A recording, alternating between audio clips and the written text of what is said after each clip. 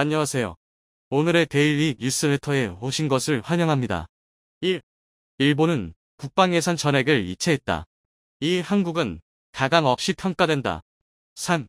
한국에 어마어마한 주문이 들어왔다. 한번 진실을 알아봅시다. 일본이 한 해 국방 예산 총액인 70조 원을 한국에 전액 현금으로 입금하여 한국산 무기를 싹쓸이할 것이라는 너무나도 놀라운 소식이 전해졌습니다. 지금까지 미국산 무기에 전적으로 의존하던 일본이 한국을 선택한 것은 믿기지 않은 일인데요. 그동안 극비에 일본이 한국산 무기에 관심을 보인 적은 있지만 이렇게 실제로 대규모 구매 소식은 역사상 처음 있는 일입니다.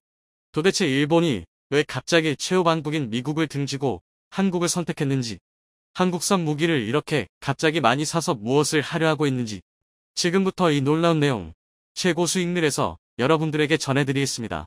최근 폴란드가 한국으로부터 구매한 30조 원 규모 무기 계약에서 한국에 24조 원이라는 돈을 빌려서 했다는 충격적인 보도가 나왔던 것 기억하실 겁니다.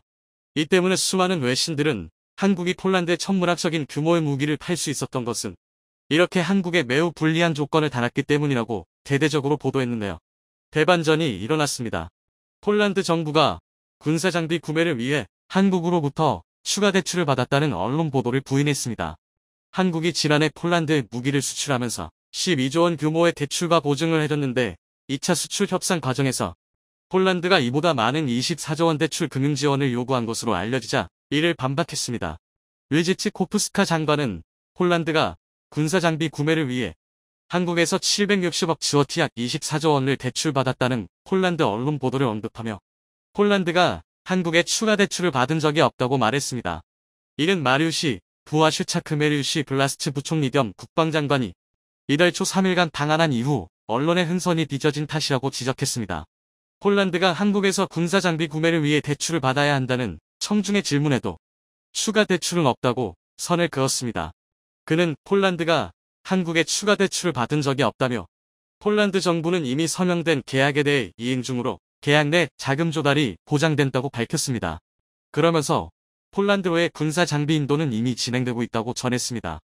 즉 폴란드가 24조 원을 대출 없이 한국에 현금으로 건넨다는 것입니다.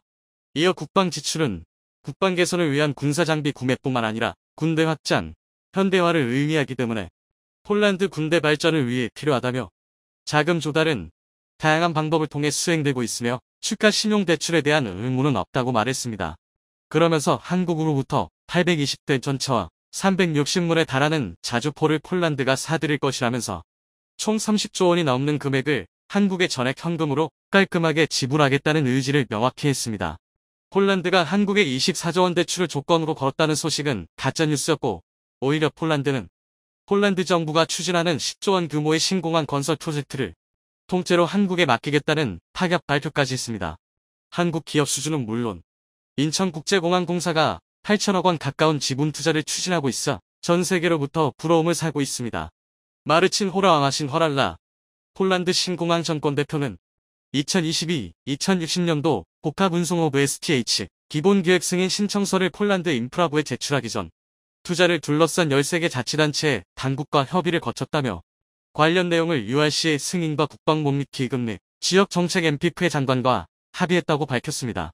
폴란드 신공항 사업은 기존 관문인 바르샤바 쇼팽공항을 대체하는 중동부 유럽 최대 규모의 공항을 건설하는 것을 목표로 할 만큼 규모가 엄청납니다.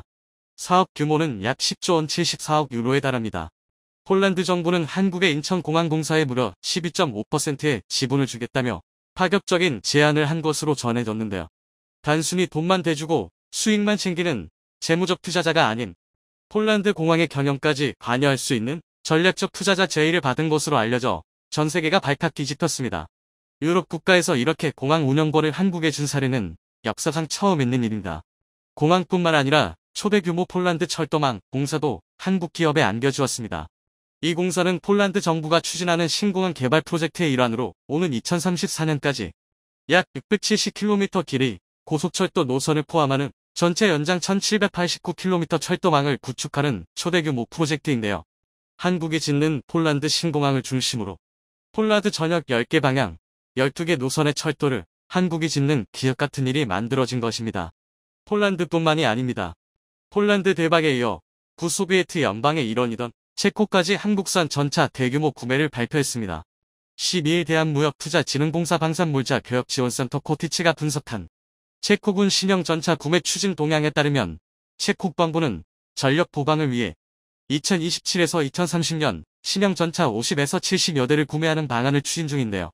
특히 독일 크라우스 마파이의 신형 레오파르트 2H 플러스나 2A8, 한국 현대로템의 K2표, 미국 크라이슬러 디펜스의 에이브럼스 전차 등을 후보 모델로 검토 중. 한국산 전차가 독일산이나 미국산보다 성능은 훨씬 뛰어난데 가격은 더 저렴하다 보니 한국산을 선택하지 않을 수 없다고 현지 전문가들은 말하고 있습니다. 체코 국방부 차관 출신 군사 전문가 밀란 미쿨레츠키는 독일산 전차 레오파르트 2A4S는 1980년대 중반에 생산된 T-72와 별 차이 없는 구형 모델이라며 독일산 레오파르트 전차는 측면과 포탑 부분이 재래식 대전차 미사일과 드론 공격에 취약하다고 지적하면서 신형 2H 플러스 또는 2A8 모델 구매 시 인도까지 장기간 소요되기 때문에 당장 급하게 도입해야 하는 현 시점에서 매우 부적절하다 전했습니다. 반면 빨리빨리의 나라 한국은 무기까지 총알 배송한다며 실제 최근 폴란드에 한국이 총알 같은 속도로 전차를 배송한 것은 너무나 놀라웠다고 전했습니다. 루마니아도 한국산 무기를 조 단위로 구매하기로 했습니다. 루마니아 국방부는 총 2단계에 걸쳐 2조 5천억 원어치 자주포를 구매하는 방안을 국회가 승인했다며 1단계로 자주포 53운을 구매한다고 밝혔습니다. 루마니아도 독일과 미국, 한국 전차들을 비교해본 결과 한국산이 최강이라며 이제는 한국산이 미국산마저 뛰어넘었다고 극찬했습니다. 세계 자주포 수출 시장에서 한국은 이미 50% 넘는 점유율을 차지하며 예정된 계약 물량까지 고려하면 점유율이 70%에 달한다는 관측도 제기되고 있습니다. 자, 그런데 아직 놀라기에는 이릅니다. 폴란드와 체코, 루마니아의 파격 제한은 아무것도 아니었습니다. 일본이 한국에 제안한 파격 제한에 비교하면 말이죠. 일본의 싱크탱크와도 같은 한 단체는 일본 정부가 역사상 최초로 한국으로부터 최대 70조 원 규모의 무기를 구매할 수 있다는 파격적인 발표를 했습니다. 70조 원은 일본의 한 해 국방 예산과 맞먹는 엄청난 규모로 최근 러시아와 중국이 일본에 수차례 침투하며 위협을 하는 등 군사적 긴장감이 고조되는 가운데 일본의 육해공 대부분 무기들이 노후화되어 실제로 전쟁이라도 난다면 일본은 순식간에 초토화될 수 있다고 전문가들은 경고했습니다. 자, 그런데 일본의 한 해 예산을 보면 정부 예산의 20% 이상을 일본 정부가 빌린 빚이나 빚에 대한 이자를 갚는 데 사용되고 있습니다. 200조 원이 넘는 엄청난 규모가 그동안 일본 정부가 마구잡이로 빌린 돈에 대한 이자를 갚는 데 사용되고 있는 것입니다. 이렇다 보니 국방 예산은 많이 쓰지도 못하는 상황 속에서 일본의 육해공 무기 대부분이 노후화되어 위기에 직면해 있습니다. 이를 전면적으로 한 번에 다 바꿔야 하는데 미국산 무기를 사자니 너무 비싸고 그렇다고 일본 기업들이 만든 무기를 쓰자니 성능이 너무 뒤떨어진다고 판단한 것입니다. 실제로 일본산 무기는 중국산 무기조차 따라가지 못하는 것으로 알려졌는데요. 이 때문에 유일한 선택지는 한국밖에 없다고 일본 단체들은 입을 모으고 있습니다. 그동안 한국산 무기가 너무 잘 나가보디 질투만 하다가 이제는 인정하고 일본도 한국산 무기를 사야 한다는 여론이 일본 내에서도 빠르게 확산하기 시작했습니다. 한국이 세계 방산방사 시장에서 존재감을 드러내고 있다고 일본 요미우리 신문이 보도했습니다. 특히 K9 자주포와 관련 성능은 경쟁 상대인 독일산 자주포 못지않은 반면 상대적으로 저렴한 가격으로 방위 시장에서 좋은 평가를 받고 있다고 보도했습니다. 그러면서 국방 비용을 많이 늘리지 못하는 일본의 입장에서는 최적의 선택이라는 파격적인 보도가 나왔는데요. 일본 최대 부수의 신문으로 주로 보수적인 논조를 견지한 요미우리 신문이 한국의 특정 산업군을 가감없이 고고평가하는 건 흔치 않은 일, 매우 이례적인 일입니다. 일각에서는 일본은 이미 한국산 무기를 대규모로 구매하기 위한 준비 작업에 착수했다고 주장했습니다. 최근 일본은 방위 장비 규격을 대대적으로 바꾸며 의미심장한 움직임을 보이고 있는데요. 전투기 등 방위 장비는 레이더 센서 기술이 고도화되면서 부품 교체나 유지 보수 비용이 급격히 증가하고 있습니다. 일본 방위비에서 유지비가 차지하는 비율이 1990년 10% 이상에서 올해 약 30%의 조 355억엔까지 상승했다며 가격은 저렴한데 성능은 세계 최고인 한국산 탱크와 자주포, 공격용 헬기 KF-21까지 거론되고 있습니다. 2025년 한국 전투기의 본격적인 초고속 납품이 시작된다. 한국에서 주문한 신형 전투기가 도착하면 남은 미그 29 전투기 모두를 우크라이나에 보내겠다. 폴란드 두다 대통령. 최근 한국 방산에 따른 납품이 유럽에서는 큰 화제가 되고 있습니다. 폴란드는 미그 29전 투기를 한국의 FA50과 미국 F35로 대체할 예정으로 지난해 한국에 FA50 48대를 주문했습니다. 한국은 폴란드와 계약한 FA50 48대 중에 타 50블록기를 부분 변경해 12대를 먼저 납품하고 폴란드 요구사항에 맞춰 새롭게 제작해 36대를 2025년부터 2028년까지 전달해주겠다고 했습니다. 1차적으로 납품하는 12대는 올해 8월 2대를 시작으로 12월까지 총 12대를 납품 완료할 예정입니다. 그런데 올해 안에 납품하는 12대에 FA50을 두고 폴란드의 빠른 전투기 도입 의지에 따라 납품 간격을 메운다는 의미의 갭 필러라고 부르고 있습니다. 한국은 그만큼 지금 전력의 공백을 빠르게 메울 수 있는 기회이자 수단이 되고 있습니다. 그런데 FA50 또한 K2 전차처럼 초도 물량이 예정된 8월보다 3개월 앞당긴 5월에 전달할 예정으로 국내 항공 관계자는 FA50 초도 물량을 빠르게 인도하면 K방산의 장점인 빠른 납기를 보여주는 또 다른 사례가 될 수 있다라고 말했습니다. 이렇게 되면 인근 국가인 슬로비키아, 체코 등에서도 K방산에 대한 관심이 더욱 커질 것이라고 했습니다. 실제 슬로바키아는 지난해 국방부 장관이 방한할 FA50에 대한 관심을 공개적으로 표명하고 오전 900억 규모의 도입을 검토하고 있습니다. 이렇게 한국산 무기를 빠르게 도입하면서 군사 전력을 키우고 있는 폴란드는 자신들이 새 유럽의 리더라고 전명하고 나섰습니다. 마테우슈 모라비에츠 폴란드 총리는 11일 미국을 방문해 백악관에서 해리스 부통령을 만났습니다. 모라비에츠 폴란드 총리는 러시아와의 관계에서 옛 유럽은 실패했다. 하지만 러시아 공산주의가 어땠는지 기억하는 새 유럽이 있다. 폴란드는 바로 이 새 유럽의 지도자다. 라고 말했습니다. 폴란드는 미국과 영국에 이어 세 번째로 우크라이나에 무기 지원을 많이 한 나토와 EU는 폴란드의 행보를 주시하고 있는데 이렇게 폴란드의 입김이 세진 것은 분명히 한국을 파트너로 삼았기 때문이라고 말하고 있습니다. 폴란드는 K2 전차, K9자 주포, FA50 경공격기 등을 도입하고 조기에 납품받고 있으며 최근 미국 정보기관으로 추정된 문건에 우리가 만든 포탄 33만 발이 수출되는 것도 확인되고 있습니다. 한국은 지금 최대 강점인 빠른 납기를 무기로 지금 당장 무기가 필요한 나라들에게 폴란드를 통해서 그 능력을 보여주고 있습니다. 이런 게 빠른 납기가 가능한 이유 중 하나는 한국은 최첨단 공장을 갖추고 있다는 것입니다. 한국항공우주산업 카이의 경남 사천 공장에서 전투기를 생산하는 고정이동은 마치 둥부장을 연상케 하는 건물로 축구장 3개를 합친 거대한 크기를 자랑하고 있습니다. 여기서 F-15, T-50, KF-22를 생산하고 있는데 대부분 사람이 조립하지만 대형 로봇 드릴링 시스템, KF-21 지동화 장비 등 세계 최고의 기술력을 자랑하고 있습니다. 이는 세계 최고로 불리는 미국 방산업체들도 탐을 낼 정도로 빠르고 효율적인 전투기 조립을 할 수 있는 것으로 알려져 있습니다. FA50은 2개의 생산 라인을 가동하면 월 최대 5대를 생산할 수 있다고 했습니다. 미국도 놀란 기술력을 갖춘 한국의 전투기 제조 공장에서 또다시 FA50을 폴란드에 빨리 인도하면 신속한 납품 능력을 자랑하는 한국은 더욱 급부상할 전망입니다. 한국 무기의 세계 시장 점유율이 지난 2018-2022년까지 2.4% 뛰면서 점유율의 퍼센트 변화율이 무려 74%로 평가되었습니다. 전문가들은 이는 FA50 때문이라고 말하고 있습니다. FA50을 지난해 폴란드에 48대, 올해 2월 말레이시아에 18대를 수출하면서 수개월 만에 5조 4천억 원의 실적을 몰렸기 때문입니다. FA50 때문에 우리나라는 세계 항공기 시장에서 2022년 이후 납품전 망순위가 3위로 뛰었습니다. 전 세계 방산 시장의 거의 절반을 차지하는 항공기 시장에서 한국의 속도 전략은 제대로 먹이고 있습니다. 우크라이나는 최근 탄약 부족으로 5월에는 러시아 전투기가 상공을 지배할 것이라고 했습니다. 우크라이나군의 대공 미사일 O-300 미사일이 거의 바닥났다는 것입니다. 또한 최근 중국은 대망 포위 훈련 마지막 날 12시간 동안 군용기 91대를 동원해 무력 시위를 벌였습니다.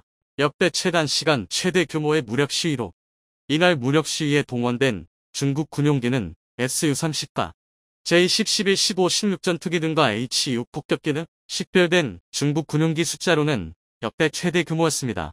이렇게 국제정세가 불안해지면서 각국들은 가장 먼저 신형 전투기를 도입하려는 가운데 한국의 조기 납품을 눈여겨보지 않을 수 없는 상황이 되었습니다.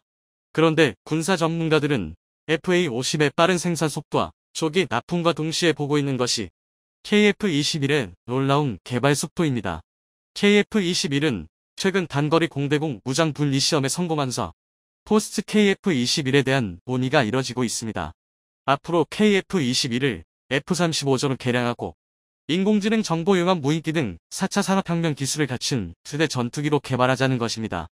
그런데 최근 대만에게 계속 위협을 가하는 중국이 한국의 KF-21을 견제하면서 예상 못한 보도를 내놓으며 한국의 행동을 경계하는 모습을 보이고 있습니다.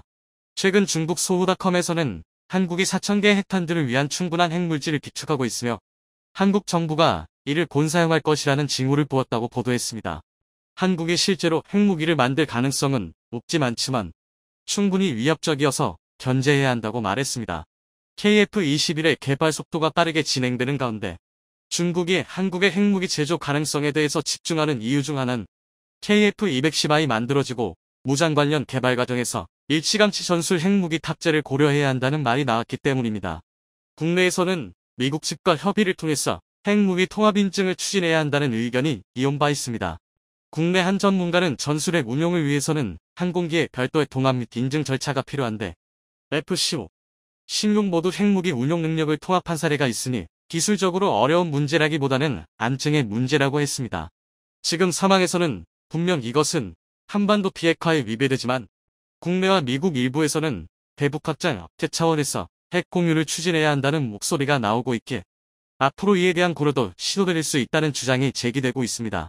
지난해 한국국방연구원 두진호 조비현 선임연구원은 우크라이나 전쟁과 러시아의 핵무기 사용 가능성 시사점 및 한국의 대응 방향 보고서에서 확전 상황에 대비해 한국형 핵공유 체제 추진을 검토할 필요가 있다며 구체적으로 미국이 최근 개발한 저위력 핵탄두 W-76B를 한국의 잠수함과 최근 시험 발사에 성공한 SLBM 잠수함 발사 탄도 미사일에 탑재해 운용해야 한다. 최근 시험 발사에 성공한 SLBM 잠수함 발사 탄도 미사일에 탑재해 운용해야 한다. 또 F-35 전투기를 기반으로 미국의 사령 B-61-12 저위력 중력폭탄을 공유받는 공중 기반 핵 공유 체제도 고려할 수 있다라고 말하기도 했습니다. 지금 중국이 두려워하는 것은 한국이 핵무기를 개발할 수 있는 능력도 있지만 미국이 허용만 하면 KF-21에도 전술핵 무기를 달 수도 있다는 사실입니다. 그런데 이렇게 군사적인 위협뿐만 아니라 중국은 한국산 전투기가 수출되면서 자신들의 수출 시장이 위협받을 것이라고 우려하고 있습니다. 중국의 군사 전문가 앤서니 용은 지난해 홍콩 일간 사우스차이나 모닝포스트 CHMP와 인터뷰에서 한국이 KF-21을 생산한 것을 놓고 전투기 분야에서 중국과 경쟁할 만큼 성장했다는 점을 의미 있게 바라봤습니다. 앤서니 월은 KF-21의 성능이 좋다면 한미 군사 동맹을 고려할 때 중국의 일정한 위협이 될 수 있다고 하며 앞으로 국제시장에서 한국의 전투기가 중국의 전투기와 직접적으로 수출 경쟁을 벌일 가능성도 있다고 전망한 바 있습니다.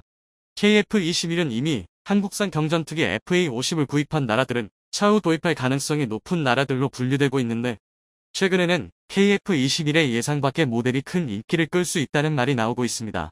지난 3월 KF-21 합재기 모델인 KF-21 네이비와 이를 탑재하는 중형항모 개발 가능성을 타진하는 정책 연구를 하고 있다는 사실이 알려졌습니다. 실제로 일각에서는 KF-21은 함재기에 대한 설계 연구가 상당 부분 진행되었다고 했습니다. 며칠 전부터 미국산 F-35 함재기의 가격이 엄청나기 때문에 국산 모델로 대체하자는 이야기가 나왔는데 KF-21은 자체 개발로 가져다주는 이득이 엄청날 것이라고 말하고 있습니다. 최근 F-35B의 수요가 엄청나게 늘어나면서 가격이 계속 오르고 있습니다.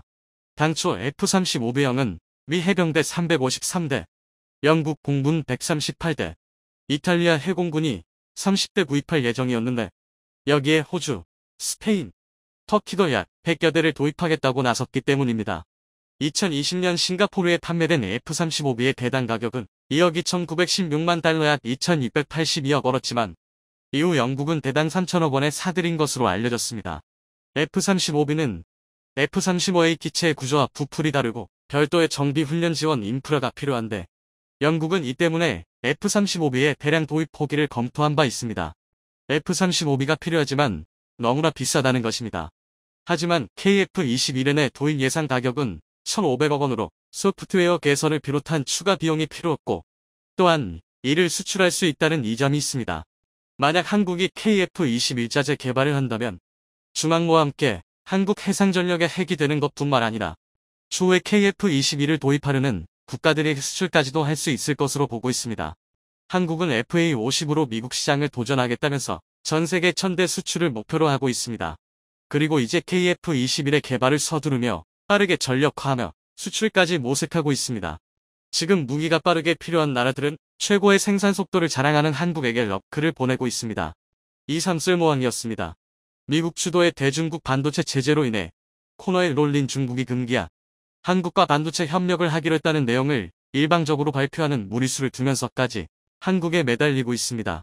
미국이 중국을 겨냥해 연일 경제안보 제재 수위를 올리는 가운데 다급해진 중국이 반도체 공급망 문제를 두고 협력하자며 한국에 전격손을 내민 것인데요. 보시는 사진은 중국 상무부가 홈페이지에 올린 사진입니다. 미국 디트로이트에서 한국 통상교섭본부장과 중국 왕원타오 상무부장이 회담한 뒤 기념 촬영을 한 모습을 이례적으로 올렸습니다. 그러면서 중국 상무부는 미국 디트로이트에서 열린 아시아 태평양 경제협력체 통상 장관회의에서 왕원타오 상무부장이 한국의 산업통상자원부 통상교섭본부장과 만나 반도체 공급망 문제 등을 논의했다. 양측은 반도체 산업망과 공급망 영역에서 대화와 협력을 강화하는 데 동의했다. 고 밝혔습니다. 하지만 이것은 사실이라고 보기 어렵습니다. 의례적인 만남을 두고 중국 측에서 특별한 일인 것처럼 의미를 부여한 것입니다. 중국의 진짜 속내는 미국이 대중국 첨단 반도체 생산 장비 수출을 제한하며 다른 나라의 동참까지 유도했는데 제발 한국이 이에 동참하지 말 것을 요청한 것입니다. 중국 관영 글로벌 타임스는 29일 논평을 통해 이 회담을 거론하며 두 나라가 반도체 협력을 강화하기 위해 한국 반도체 기업들이 중국 시장 내 구멍을 메워주는 건 미국 마이크론의 공급 부분을 한국 기업이 메우는 것은 자연스러운 일이라며 한중 간 반도체 분야 협력에 매달린 것입니다. 반면 대중국 반도체 수출 통제를 본격화한 일본에 대해서는 강렬한 불만을 제기하며 일본의 반도체 조치는 잘못된 행동이라고 직격탄을 날렸습니다. 한국에 대해서는 손을 내밀고 일본은 강하게 압박하는 행보를 보인 것입니다. 하지만 한국 반도체 기업들은 신중한 태도를 보이고 있습니다. 실제로 중국 상무부가 발표한 반도체 공급망 협력이라는 문구는 한국 측 발표에는 빠져 있었습니다. 그간 중국이 보여온 태도를 보면 허울 좋은 유화책을 읽기 어렵기 때문입니다. 상황이 조금만 달라져도 언제 그랬나는 듯 태도를 바꿔온 것이 바로 중국입니다. 그립때 최근 중국의 반도체 사정이 정말 심각하긴 한 모양입니다. 최근 서진핑 주석은 문집을 통해 반도체 기술 자강을 외치면서 한편으론 한국의 반도체 협력을 제한하는 모순적 태도를 보였습니다. 시 주석은 지난 3월 양회 때 당 중앙과학기술원회를 신설하기로 결정하고 반도체 등 핵심 기술과 관련된 돌파구 마련을 위해 이 문제를 자신이 직접 독려하겠다는 의지를 피력한 바 있습니다. 하지만 한쪽에서는 기술 자강을 외치면서 다른 한쪽에서는 한국에 구애를 하는 이중적인 태도를 보이고 있는데요. 그 이유는 현재 중국 반도체 기업들이 엄청난 속도로 추락 중이기 때문입니다. 중국 최대 파운드리 업체인 에스믹 중심거지는 지난 1분기 암울한 성적표를 받았습니다.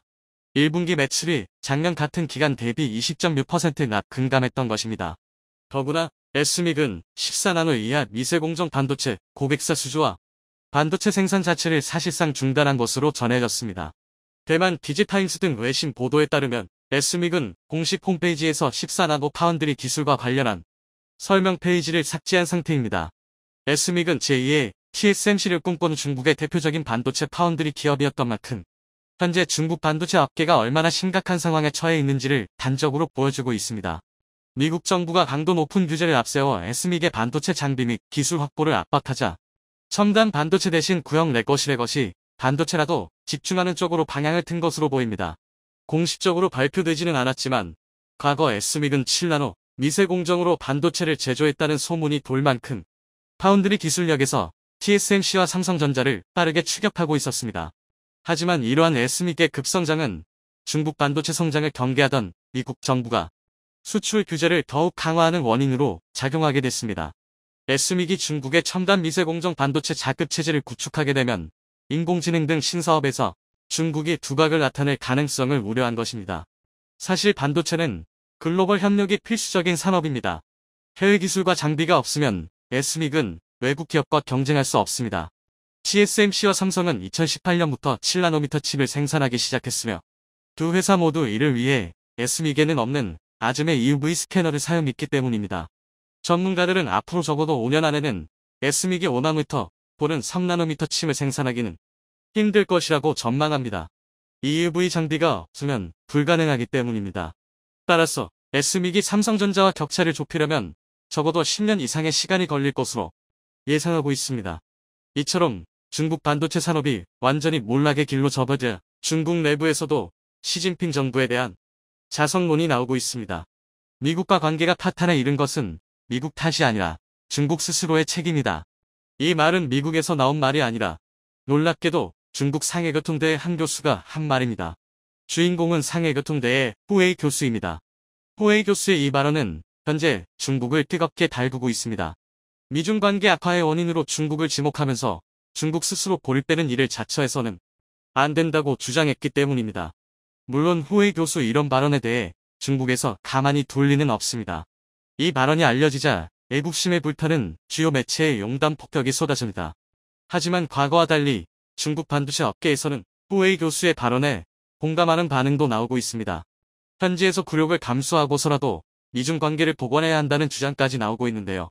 한국과 일본, 네덜란드 등으로부터 고가의 반도체 장비를 제공받지 못하면 생산 라인이 멈출 수밖에 없기 때문입니다. 현재 중국의 반도체 장비 국산화율은 30%에도 못 미칩니다. 따라서 중국 현지에서 도차 굴욕을 감수하고서라도 미중 관계를 복원해야 한다는 주장까지 나오는 실정인데요. 익명을 요구하는 반도체 기업 관계자는 미국의 탄압은 부당하지만 아직 중국 반도체는 그에 맞설 역량이 없다. 제재 이후 주요 기업의 가동률이 줄줄이 하락하고 있다. 라고 한숨을 내쉬었습니다.